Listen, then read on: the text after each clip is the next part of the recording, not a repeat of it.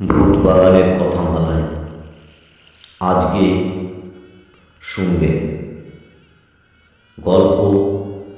ঠিক 10টায় ট্রেন এসেছিল। লিখেছেন অনিশ দেব। ঘটনাটা আমি ভুলতে পারিনি। বোধহয় ভোলা যায় না বলেই ভুলতে পারিনি। আর বারবার প্রশ্ন জাগে নিজের মনে, সেদিন আমি ঠিক দেখেছিলাম তো? না, একটু ভুল হলো।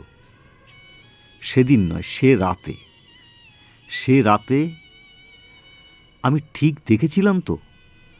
স্টেশনটার নাম সাতবহিনী। জীবনে কখনো তার নাম শুনিনি, তবে তাতে কোনো অসুবিধা নেই। সেলসের লাইনে কাজ করি, নাম না জানা জায়গায় চষে বেড়ানোই আমাদের কাজ। সেসব জায়গায় জিনিস বিক্রি করার মধ্যে একটা অন্যরকম মজাও আছে। আমাদের কোম্পানি একটা অদ্ভুত যন্ত্র বের করেছে। যন্ত্রটার কাজ হলো মশা মাছি পোকামাকড় তাড়ানো। দেখতে ছোট, অনেকটা সেলুলার ফোনের মতো। ভেতরে যত রাজ্যের ইলেকট্রনিক সার্কিট। তবে যন্ত্রটা কাজ করে আল্ট্রাসনিক নীতিতে, অর্থাৎ শব্দোত্তর তরঙ্গ তৈরি করে এমন কাণ্ড বাঁধিয়ে যায় যে মশা মাছি পোকা মাকড় সেই শব্দ শুনে পরিত্রাহী চিৎকার করে পালাতে থাকে। অথচ মানুষের কান সেই শব্দ মোটেই শুনতে পায় না। বিজ্ঞান আমি জানি না, বুঝিও না, কিন্তু যন্ত্রটা খদ্দেরকে গছাতে হলে তার ভেতরকার ব্যাপার সম্পর্কে খানিকটা অন্তত আইডিয়া থাকা দরকার। তাই ঠিক সেইটুকু আমাদের কোম্পানির একজন ইঞ্জিনিয়ারের কাছ থেকে জেনে নিয়ে মোটামুটি মুখস্থ করে নিয়েছি। কোম্পানির সঙ্গে কথা ছিল গামো, বারডিহি আর ডেহেরি অন সোন এই বেলটা আমি 2 সপ্তাহে কভার করব। মাইনে ছাড়াও আমাদের কমিশনের ব্যাপারটা বেশ অ্যাট্রাকটিভ। তাই যথেষ্ট উৎসাহ নিয়ে ট্যুরে বেরিয়ে পড়েছিলাম। প্রথমে হাওড়া, সেখান থেকে গোমো জংশন। সেখানে দিন 5 কাজ করেছি। তারপর একদিন বিকেলে গোমো থেকে পাটনা হাতিয়া এক্সপ্রেস ধরে রাত 9টা 9:30 নাগাদ পৌঁছে গেছি বারডিহি। বারডিহিতে বেশি যন্ত্র বিক্রি করতে পারিনি, কে জানে, কপালটাই বোধহয় খারাপ ছিল। তাই দিন 3 পরেই মনমরা অবস্থায় চড়ে বসেছি বারডিহি ডেহেরি অন সোন প্যাসেঞ্জারে। জায়গা দুটোর দূরত্ব মাত্র 140 কিলোমিটার, কিন্তু টিকটিক করে চলা গদাইল সকারি প্যাসেঞ্জার ট্রেন যে বেশ লেটে পৌঁছবে সেটা গোড়ার থেকেই মালুম হয়েছিল। শীতের সময়, তাই ডাল্টনগঞ্জ পেরোতে না পেরোতেই বাইরেটা অন্ধকার হয়ে এলো। মাঠ ঘাট গমের ক্ষেত যা কিছু দেখছিলাম সব মুছে গেল। গড়ুয়া রোড জংশন পেরোতেই আমার একটু তন্দ্রা মতো এসেছিল। হঠাৎই কোমরে আটা পেজার পিপ পিপ করে বাঁশি বাজিয়ে আমাকে জাগিয়ে দিল। তাড়াহুড়ো করে যন্ত্রটা চোখের সামনে তুলে ধরতেই মেসেজটা চোখে পড়ল। হেডকোয়ার্টার থেকে নির্দেশ এসেছে এখনই বারডিহিতে ফিরে যেতে হবে। সেখানে একটা কোম্পানি জরুরি ভিত্তিতে 25 পিচ পোকামাকড় তাড়ানোর যন্ত্র চাইছে।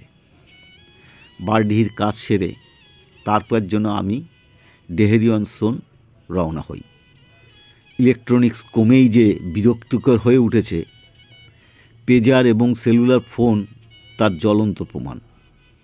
শীতের সন্ধ্যায় প্যাসেঞ্জার ট্রেন যে শান্তিতে একটু ঝিমোবো তারও উপায় নেই।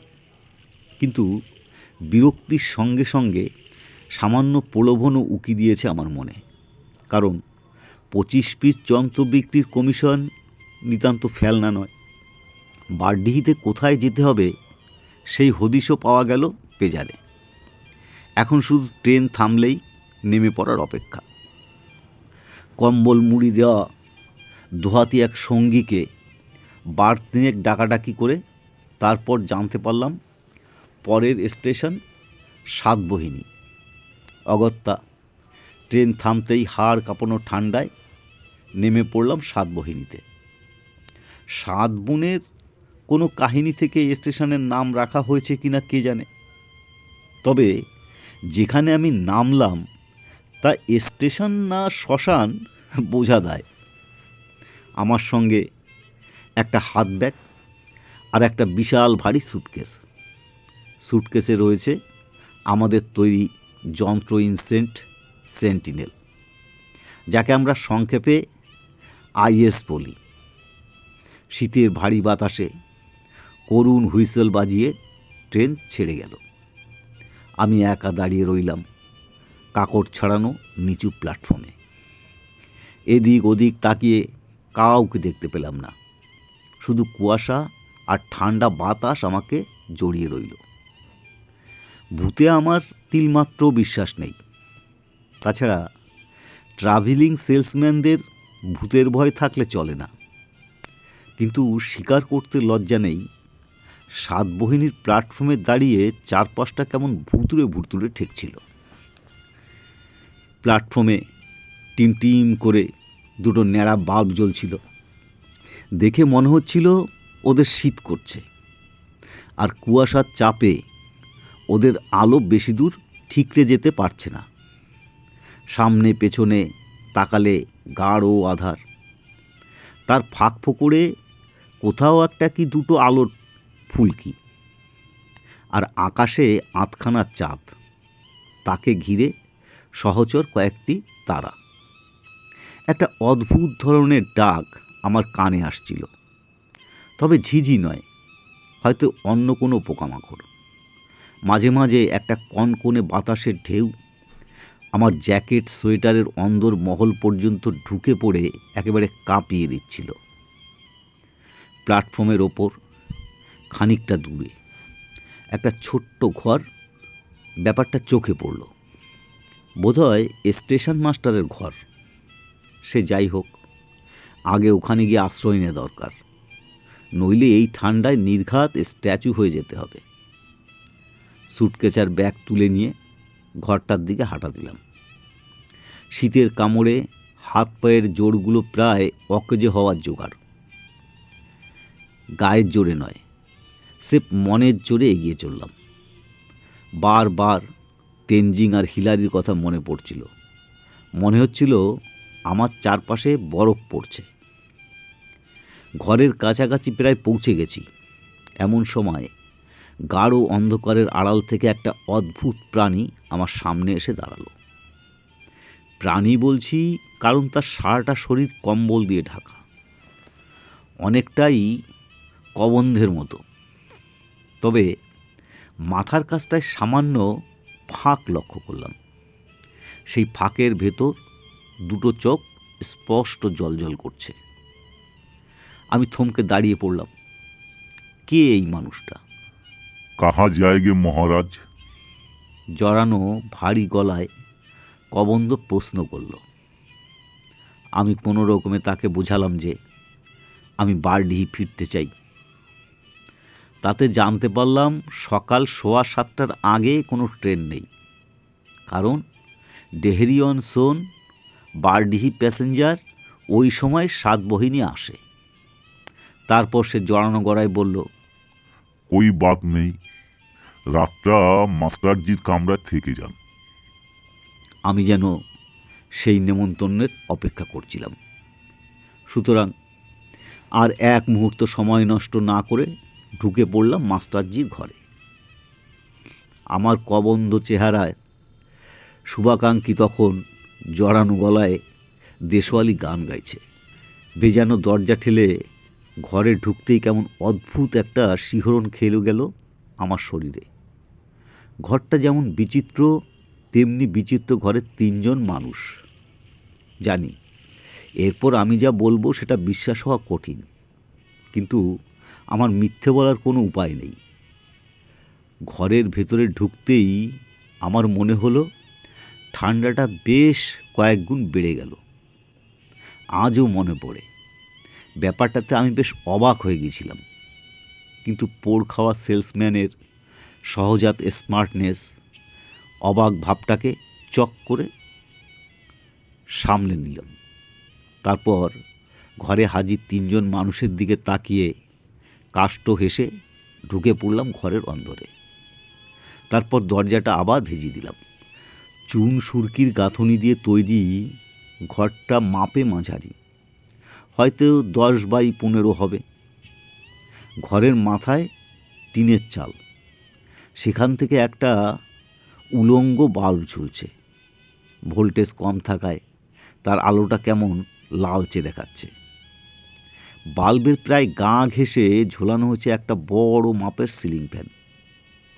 বাল্বটা ফ্যানের ওপর দিকটায় থাকায় ঘরের মেঝেতে আর দেওয়ালে ফ্যানটার বিচিত্র ছায়া পড়েছে। একটা ব্লেডের ছায়া ঘরের মানুষগুলোর গায়ের উপর দিয়ে চলে গেছে দেওয়াল পর্যন্ত। ঘরের জানলা দুটো, কিন্তু ঠান্ডার জন্য দুটোই বেশ ভালো করে বন্ধ করে দেওয়া হয়েছে।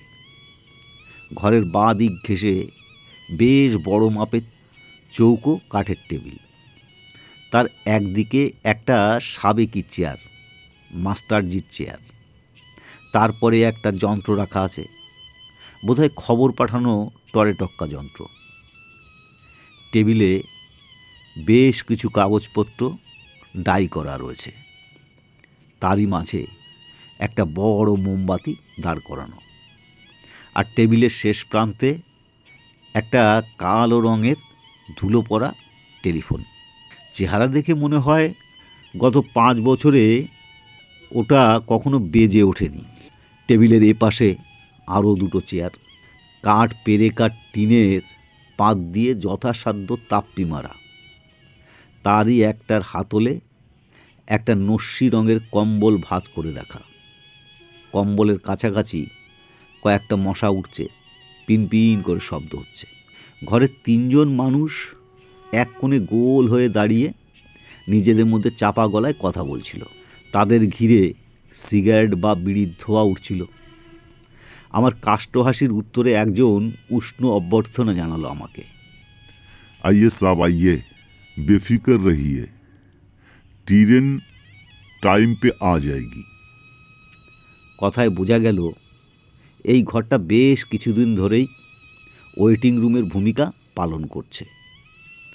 দিন না হোক অন্তত রাতের বেলায়, নইলে আমাকে দেখা মাত্র ট্রেন সময় মতো এসে যাবে এ কথা ঘোষণার মানে কি? শীতের প্রকোপ বেড়ে উঠতেই বেশ খানিকটা অবাক হয়েছিলাম, কিন্তু তার চেয়েও বেশি অবাক হলাম ঘরের মানুষগুলোকে দেখে। আগেই বলেছি, ভূতের উপরে আমার বিন্দু মাত্র আস্থা নেই, আর এই 3 জনকে দেখে মোটেই চোর ডাকাত বলে মনে হচ্ছিল না। কিন্তু তা সত্ত্বেও আমি অবাক হলাম, কারণ 3 জনের পোশাক আশাক একেবারে 3 রকম। মানে দেখেই বোঝা যাচ্ছিল এই 3 জনের শিক্ষা দীক্ষা, রুচি, সচ্ছলতা এসবের মধ্যে কোনো মিলই নেই। অথচ ওরা 3 জন কাছাকাছি গোল হয়ে দাঁড়িয়ে বেশ ঘনিষ্ঠভাবে কথা বলছে। প্রথমজন, যিনি আমাকে অভ্যর্থনা জানিয়েছিলেন, হঠাৎই টেবিলের কাছে গিয়ে সাবেকি চেয়ারটায় বসে পড়লেন। অর্থাৎ তিনিই বোধহয় মাস্টারজি। তার পরনে গরম কাপড়ে তৈরি লালচে রঙের প্যান্ট, গাঢ় সবুজ সোয়েটারের ওপর ঘন নীল রঙের প্রিন্স কোট এঁটে বসেছে। চেহারাটা মোটার দিকে হওয়ায় কোটটা মধ্যপ্রদেশ বরাবর যথেষ্ট ফুলে রয়েছে। কোটের পকেট থেকে উকি মারছে দোমড়ানো কোচড়ানো একটা রুমাল, আর 2 আঙুলের ফাঁকে জ্বলন্ত সিগারেট। মাস্টারজির রং ময়লা, গলায় মাথায় মাফলার, গোলগাল মুখে বয়সের ভাঁজ, ঠোঁটের উপর কাঁচা পাকা ঝাঁটা গোঁফ, ভুরুজুড়া প্রায় গোঁফেরই আত্মীয়। মাথায় যেটুকু দেখা যাচ্ছে তাতে বোঝা যায় ভদ্রলোকের অবস্থা একরকম ইন্দ্রলুপ্ত। মাস্টারজি শব্দ করে নাক টানলেন কয়েকবার, তারপর পকেটের রুমাল দিয়ে নাকটিকে বাগিয়ে ধরে কোষে ঝাড়া দিলেন 2 বার। রুমাল পকেটে রেখে সিগারেটের 2টো টান দিয়ে একটু সামলে নিয়ে আমাকে হিন্দিতে বললেন, বসুন, ওই চেয়ারটায় বসুন। হাতলে কম্বল ঝোলানো চেয়ারটিকে পেরিয়ে আমি পরের খালি চেয়ারটার কাছে গেলাম। হাতের সুটকেস ব্যাগ মেঝেতে নামিয়ে রেখে বসে পড়লাম চেয়ারে। প্রায় সঙ্গে সঙ্গেই ঠান্ডায় শিউরে উঠলাম। পাশের চেয়ারের কম্বলটা আমার গায়ে দিতে ইচ্ছে করলো, কিন্তু কার না কার কম্বল, গায়ে দেওয়া ঠিক হবে কি না একথা ভেবে চুপ করে রইলাম। ঠিক তখনই ঘরের বাকি 2জন মানুষ টেবিলের কাছে এসে দাঁড়ালো। আমার দুপাশে 2জন। বাল্বের আলোয় ওদের অদ্ভুত ছায়া পড়েছে টেবিলের মেঝেতে।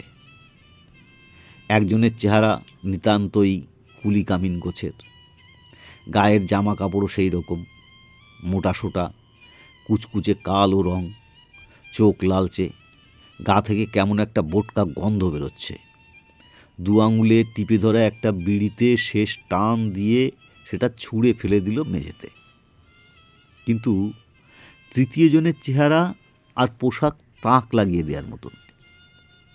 ফর্সা সুন্দর মুখে আভিজাত্যের ছাপ, পরিষ্কার করে দাড়ি গোঁফ কামানো, বয়স 35-36 হবে। পরনে হালকা ছাই রঙের 3 পিস স্যুট, গলায় টাই, চোখে রিমলেস চশমা।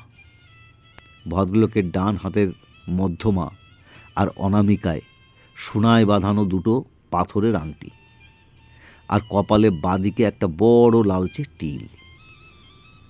চেয়ারে বসে খানিকটা স্বস্তি পেয়েছিলাম, তবে শীত একটুও কমেনি। তার উপর এই অদ্ভুত ঘরে এই 3 জন মানুষের জোট আমাকে হতবাক করে দিয়েছে। কিন্তু উপায় কি? রাতটা 4 জনে মিলেই কাটাতে হবে। সিগারেটের তেষ্টা পাওয়ায় একটা সিগারেট বের করে লাইটার জেলে ধরলাম। সিগারেটের শুক টান দিয়ে কিছুক্ষণ চুপচাপ কেটে যাওয়ার পর কি বলবো ভাবছি। এমন সময় মাস্টারজি আমাকে বিপদ থেকে বাঁচালেন। বললেন, আপনাকে দেখে সেলসম্যান বলে মনে হচ্ছে। আশ্চর্য, কি করে উনি বুঝলেন আমি সেলসম্যান? এই 5 বছরে সেলসে চাকরি করে করে আমার চেহারায় কি সেলসম্যানের স্পষ্ট ছাপ পড়ে গেছে? সেরকম কোনো ছাপ আবার হয় নাকি? আমায় অবাক ভাব দেখে চাপা হাসলেন মাস্টারজি। ছোট হয়ে আসা সিগারেটে কয়েকটা টান দিয়ে টেবিলে রাখা একটা ভাঙা অ্যাস্ট্রেতে গুজে দিয়ে বললেন, অবাক হওয়ার কিছু নেই। প্যাসেঞ্জার দেখে দেখে আমার চোখ এক্সপার্ট হয়ে গেছে। তা কি বিক্রি করেন আপনি? আমি এবার একটু উৎসাহ পেলাম। মাস্টারজিকে ইনসেক্ট সেন্টিনেলের কথা বললাম। ভাবলাম, যাকগে, আমার যন্ত্রের গুণপনা জাহির করেই ঘন্টা 3-4 কাটিয়ে দেওয়ার চেষ্টা করব। কিন্তু তার আগেই আমার বাঁ দিকে দাঁড়ানো স্যুট পরা ভদ্রলোক ধপ করে বসে পড়লেন 2য় খালি চেয়ারটায়। সামান্য হেসে বললেন, আমিও একসময় এই লাইনে ছিলাম। সোলার ল্যান্টার্ন, মানে সৌর লণ্ঠন বিক্রি করতাম। আপনি হয়তো নাম শুনে থাকবেন, চ্যাম্পিয়ন ব্র্যান্ড সোলার ল্যান্টার্ন। নাম না শুনে থাকলেও আমি সৌজন্য বাড়িয়ে ঘাড় নাড়লাম। ওকে একটা সিগারেট অফার করতেই মাথা নেড়ে বলল, না। বাইরে ট্রেনের হুইসেল শোনা গেল। ঘটাং ঘট শব্দ তুলে ঝড়ের বেগে ছুটে গেল কোনো এক্সপ্রেস।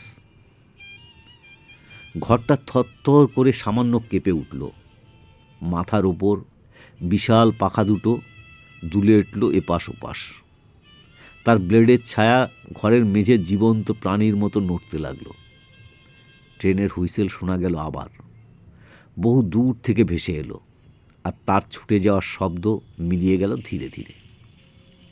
যতদূর জানি কোনো স্টেশন দিয়ে থ্রু ট্রেন পাস করতে হলে সিগন্যাল সবুজ করে দিতে হয়।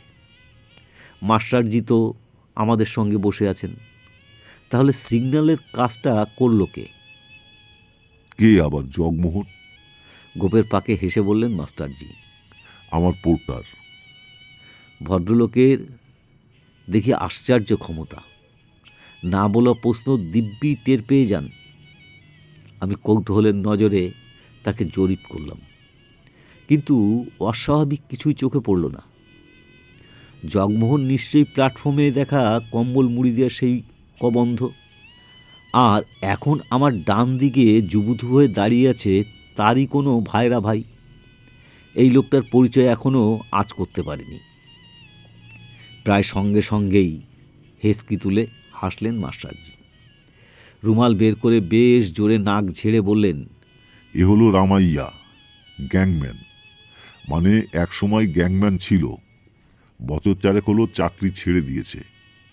কাছাকাছি ঝুপড়িতে থাকে, মাঝে মাঝে আমার সঙ্গে গল্প করতে চলে আসে। এই বীরজুবাবুর মতো। কথা শেষ করে ফিটফাট প্রাক্তন সেলসম্যানের দিকে হাত দেখালেন মাস্টারজি। ভদ্রলোক হাত জোর করে নমস্কার জানালেন আমাকে। বললাম, আমার নাম বীজমোহন শ্রীবাস্তব। আমিও প্রতি নমস্কার করে নিজের পরিচয় দিলাম। আমাদের গল্পগুজব চলতে লাগলো, আর মাঝে মাঝে সিগারেট। আমি ভাঙা ভাঙা হিন্দিতে কাজ চালাচ্ছিলাম, শুধু রামাইয়া নীরব শ্রোতা হয়ে দাঁড়িয়ে রইল। ওর কম্বল ঘিরে মশার দল পিনপিন করে উঠছে, কিন্তু তাতে ওর কোনো ভ্রুক্ষেপ নেই। কথাবার্তার ফাঁকে একবার হাত ঘড়ি দেখলাম, সবে 9:30।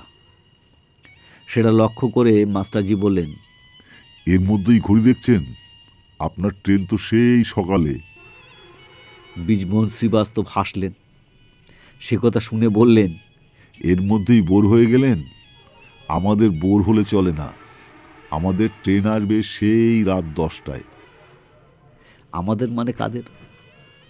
বীজমোহনের সহযাত্রী কি আর কেউ রয়েছেন? তাছাড়া রাত 10টায় কোন ট্রেনই বা আসবে? কোথায় যাওয়ার ট্রেন?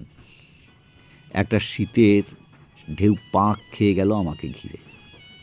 শ্রীবাস্তবের মুখ চোখ কেমন অদ্ভুত লাগছিল আমার। যখন উনি কথা বলছেন, হাসছেন, তখন সব কিছু ঠিকঠাক মনে হলো।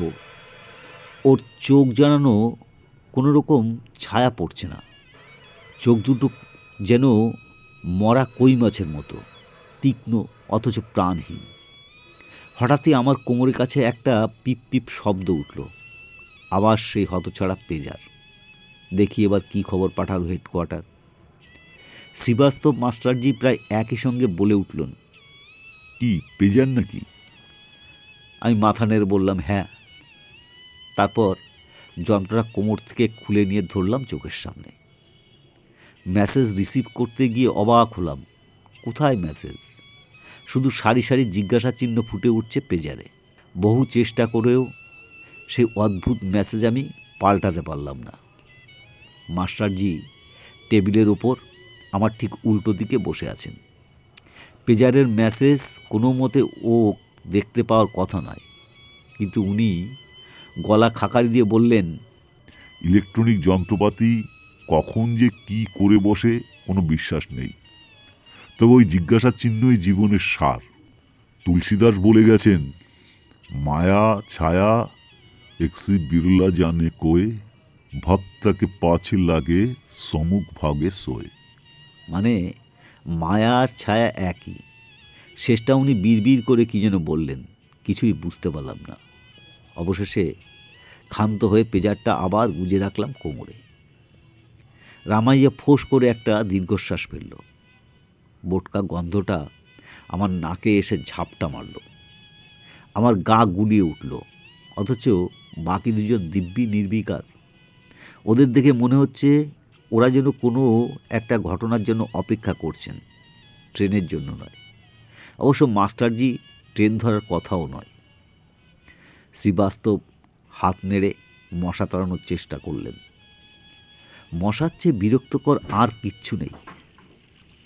গায়ে কামড় না বসিয়ে যদি আশপাশে ওড়ে তাহলেও বিশ্রী লাগে। আমি আবার একটা ছুতো পেয়ে একবারে পাক্কা সেলসম্যানের ক্ষিপ্রতায় ঝাঁপিয়ে পড়লাম। ঝুঁকে পড়ে সুটকেস থেকে একটা যন্ত্র বের করে নিলাম। কে বলতে পারে, যন্ত্রটা দেখে শুনে মাস্টারজি আর শ্রীবাস্তব হয়তো একটা করে কিনেও ফেলতে পারেন। তাছাড়া কোম্পানি প্রচার তো খানিকটা হবেই।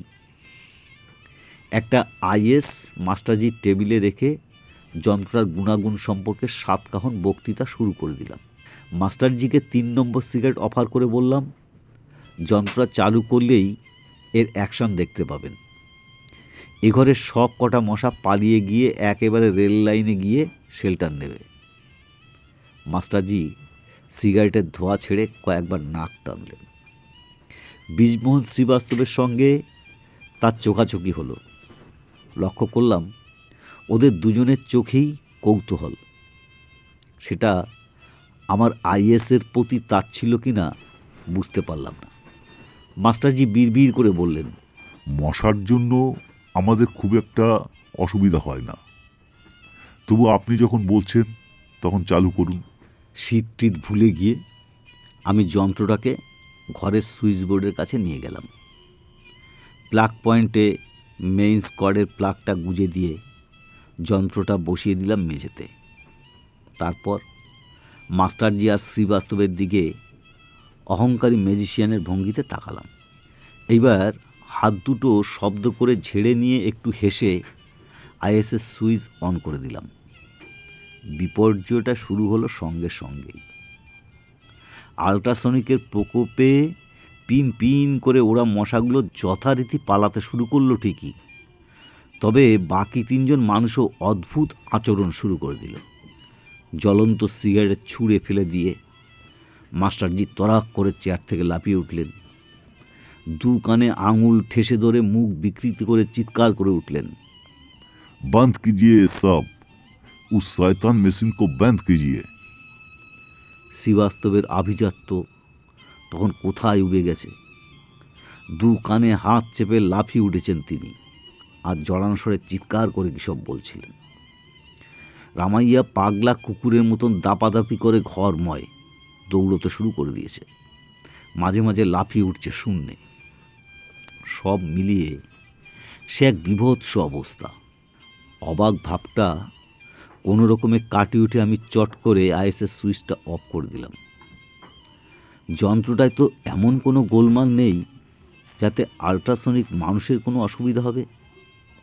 তাছাড়া আমার তো কিছুই হয়নি। তাহলে এই 3 জন মানুষের এরকম অদ্ভুত আচরণ করলো কেন? মাস্টারজি আবার নিজের চেয়ারে বসে পড়লেন। মাথা ঝুঁকিয়ে বড় বড় শ্বাস ফেললেন। শ্রীবাস্তব একটা চেয়ারের পিঠে হাত রেখে একরকম যেন ধুঁকছেন, আর রামাইয়া ঘরের মেঝেতে বসে মাথা ঝাঁকাচ্ছে আর মাঝে মাঝে ভয়ার্ত চোখে একটু দূরে রাখা যন্ত্রের দিকে তাকিয়ে দেখছে। আমি খুব অপ্রস্তুত অবস্থায় পড়লাম। কি বলবো, কি করব ঠিক বুঝে উঠতে পারছিলাম না। এমন সময় বহু দূর থেকে কোনো ট্রেনের হুইসেল শোনা গেল। হুইসেলের শব্দটা অনেকটা আর্তচিৎকারের মতো শোনালো। আর ঠিক তখনই ঘরের সিলিং পাখাটা অতিকায় পেন্ডুলামের মতো ধীরে ধীরে দুলতে শুরু করলো। শ্রীবাস্তব উদ্ভ্রান্ত চোখে তাকালো মাস্টারজির দিকে, চাপা গলায় বলল, ট্রেন আসছে, আমার ট্রেন। মাস্টারজি চেয়ার ছেড়ে উঠে দাঁড়ালেন। সোয়েটার কোট টেনে টুনে ঠিকঠাক করে নিলেন, যেন এখনই কোথায় বেরোবেন। আর রামাইয়া তার ক্লান্ত দেহটাকে ভাঁজ ভেঙে কোনো রকমে দাঁড় করালো। আমি ঘড়ি দেখলাম, রাত 10টা হতে কয়েক সেকেন্ড বাকি। ট্রেনটা ছুটে আসার শব্দ পাওয়া যাচ্ছিল, কিন্তু তার ছোটার গতি বিন্দুমাত্র কমছে বলে আমার মনে হলো না। এরপর যা হলো তা কি করে আমি সইতে পেরেছি জানি না। রামাইয়া এক ভয়ঙ্কর চিৎকার করে উঠল। চোখের পলকে ওর মুখ মাথা ছিন্ন ভিন্ন তরমুজের মতন ফেটে চৌচির হয়ে রক্ত ছিটিয়ে গেল চারপাশে। অথচ ওর কবন্ধ দেহটা তখনও সোজা হয়ে দাঁড়িয়ে। আমার হাত পা থরথর করে কাঁপতে লাগলো। নিজের চোখকে বিশ্বাস করতে পারছিলাম না। তখনও জানি না এরকম অবিশ্বাস্য ঘটনা আরও ঘটবে। রামাইয়ার পর শ্রীবাস্তবের পালা। ওর চিৎকারটা অনেকটা ঘাড় মটকে দেওয়া মুরগির মতো শোনালো, আর পাটকাঠি ভাঙার মতো মড়মড় শব্দ হয়ে ওর পেটের উপর আড়াআড়ি তৈরি হলো এক বীভৎস ক্ষতচিহ্ন। সুন্দর পোশাক আশাক রক্তে ভেসে গেল। প্যান্ট বেয়ে রক্তের ঢল গড়িয়ে পড়তে লাগলো মেঝেতে। সেই অবস্থায় এক ভয়ঙ্কর উল্লাসে ফেটে উঠল শ্রীবাস্তবের চোখ মুখ। তিনি উত্তেজিতভাবে বলে উঠলেন, ট্রেন এসে গেছে, রাত 10টার ট্রেন। মাস্টারজি হাসলেন উন্মাদের মতো। হাসতে হাসতেই তার মাফলার জড়ানো গলাটা ফাঁক হয়ে গেল। মাথাটা ঝাঁকুনি দিয়ে ঘুরে উল্টো দিকে চলে গেল, কিন্তু বাকি দেহটা সোজাসুজি আমার মুখের সামনে অ্যাটেনশনের ভঙ্গিতে দাঁড়ানো। রক্ত ছড়িয়ে পড়েছিল টেবিলে, টেবিলের কাগজে। কোটের রং গাঢ় নীল হওয়া রক্তের দাগ তেমন করে বোঝা যাচ্ছিল না। ওই অবস্থাতেই মাস্টারজি কোটের পকেট থেকে রুমাল বের করে নাক ঝাড়লেন। সিলিং পাখাটা এখন আরও জোরে দুলছে। ওটার ব্লেডের ছায়া খেলা করে যাচ্ছে আমাদের 4 জনের গায়ের ওপরে। মাস্টারজি চলুন, আর সময় নেই। শ্রীবাস্তব তাড়া দিলেন মাস্টারজিকে। তারপর আমার বিল্লব চোখের সামনে 3-3টে রক্তাক্ত ক্ষতবিক্ষত মানুষ হাত ধরাধরি করে বেরিয়ে গেলেন ঘরের বাইরে। ট্রেনের শব্দটা তখন প্ল্যাটফর্মে ঝড় তুলেছে। মাস্টারজির পিঠটা আমি দেখতে পাচ্ছিলাম, আর দেখতে পাচ্ছিলাম পিঠের দিকে ফেরানো তার মুখটাও। সেখানে নানা জায়গায় রক্তর ছিটে, আর প্রশান্ত ভঙ্গিতে দুটো চোখ বোঝা। মাস্টারজির ঠোঁট নড়ে উঠল। মায়া ছায়া এক্সি বিড়লা জানে কই। ওরা 3 জন প্ল্যাটফর্মের উপর দিয়ে তীরের মতো ছুটে গেল রেল লাইনের দিকে। অন্ধকারে ওদের আর দেখা গেল না। ট্রেনের চাকার শব্দ রাতের অন্যান্য শব্দের গলা টিপে ধরল। বুক ফাটানো রক্ত হিম করা আর্তচিৎকার করে উঠল ছুটন্ত ট্রেনের হুইসেল। তারপর সব চুপচাপ। শীতের বাতাস আর মশার পিনপিন শব্দ ঘিরে ধরেছে আমাকে। তার একটু পরেই বোধহয় আমি ঘরের দরজার কাছে টলে পড়ে গিয়েছিলাম। পরদিন বারডিহির ট্রেনে যখন উঠলাম তখনও পুরোপুরি সুস্থ হয়নি। পোর্টার জগমোহন আমাকে ট্রেনে তুলে দিয়েছিল। ওর কাছেই শুনেছি রাত 10টার ওই এক্সপ্রেস ট্রেনের তলায় গত 5 বছরে 3 জন সুইসাইড করেছে। মাস্টারজি, বীজমোহন, শ্রীবাস্তব, রামাইয়া। যখন বেঁচে ছিল তখন ওরা কেউ কাউকে খুব একটা চিনত না, কিন্তু মারা যাওয়ার পর কোনো রাতে ওরা 3 জন দেখা দেয় এই ভাঙাচোরা ঘরটায়। তারপর একসঙ্গে ঝাঁপ দেয় ওই ভুতুড়ে এক্সপ্রেস ট্রেনের তলায়। এসবই জগমোহনের গা ছাওয়া হয়ে গেছে। তবে ট্রেনটাকে সে কখনো চোখে দেখেনি, শুধু তার শব্দ শুনেছে।